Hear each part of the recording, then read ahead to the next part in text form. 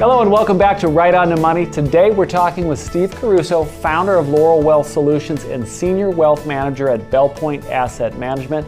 Steve is also the author of a fantastic book, Cookie Cut This. Now, we've been talking about a lot of things. I want to move into the financial junk drawer, as you refer to it, and downsizing and organizing. Talk to me a little bit about this. Tell me a little bit about your dad and your experience here. So my parents downsized a couple of years ago. And my father is a hoarder, so it's very difficult. They develop an emotional attachment to things that you and I would think there's no way that this has any importance. I mean, my dad got in an argument with me about throwing away a horse feed bag. We've never owned horses. But well, you might own a horse sometime. Yeah. So I tell a story in my book about, because he procrastinated because he didn't want to throw stuff out. Mm-hmm. We got down to a week before the closing and he still had all of the stuff in the house and he hadn't even really gone through maybe a quarter of it. So my siblings, my cousins came over to the house and we had a dumpster outside and we were throwing stuff away.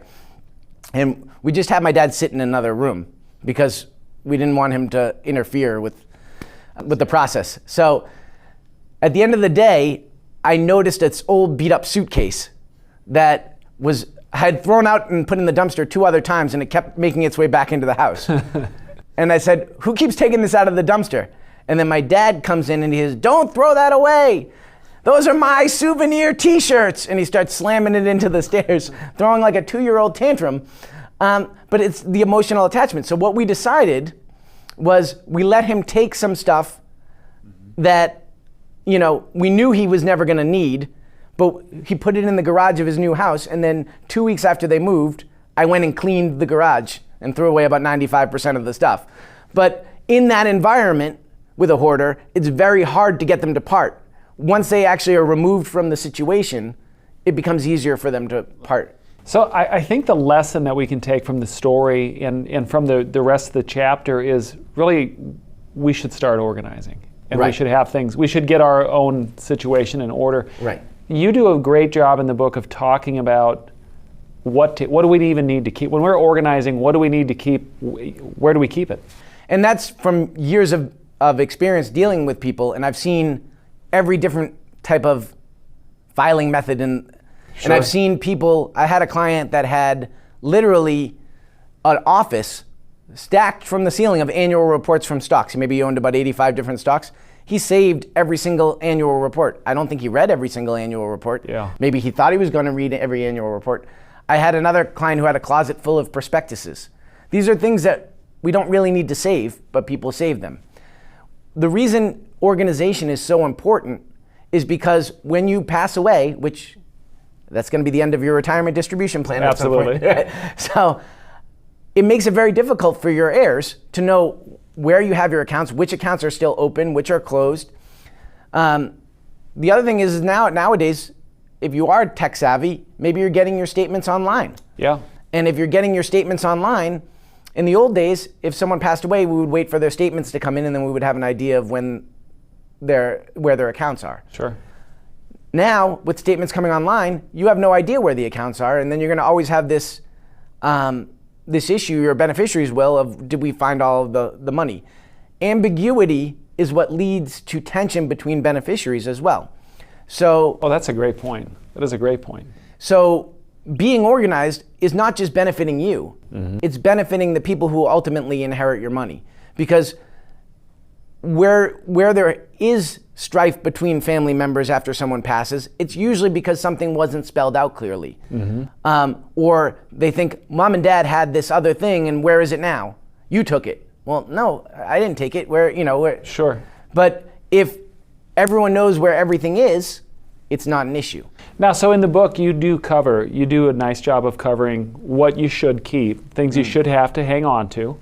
And this is another great reason to get the book and share it and then give it to family and friends, or actually just buy it and give it to them. But what to keep and then where to keep it as well. So you talk about, in the book, you talk about different filing, but you also talk what should you have in a safety deposit box, for example. Right. So you can have copies of your wills in the safe deposit box, but you shouldn't keep the original will in the safe deposit box, because when you have a death in the family, the safe deposit box is locked, right? So they can't get in there to access your will. Well, that's a great point. I hadn't thought about that. Right. And so typically you'd want to keep it in a safe at the attorney's office.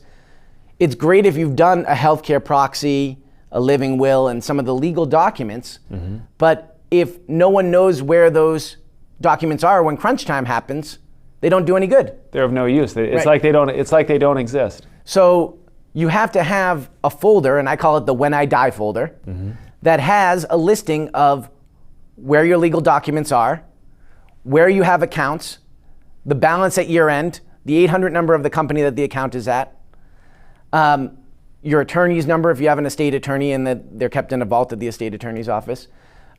Anything that a beneficiary would need to get their hands on, internet passwords nowadays. So if you are getting online statements, you would want to have those usernames and passwords. Absolutely. Social media, email, all of those things. You can keep it in a locked drawer on your desk, but whoever ultimately is going to be the executor of your estate, you should tell them, hey, in my drawer, in my desk drawer, if I ever pass away or when I pass away, you're going to pass away. So when I pass away, there's a folder that will spell out everything that you need to know. And that makes it a lot easier because then they're not searching through saying, oh, did they have an account at Charles Schwab? I don't know. You know, that there was some statements here, but they stopped 3 years ago. Could be because you closed the account, but it could also be because you went to online paperless statements. We have covered so much, and we could continue talking for hours because the book is that robust. You hit on so many things. We've got one more little conversation to have, and that's on planning for the time after. So we're going to talk about that with Steve when we come back from the break.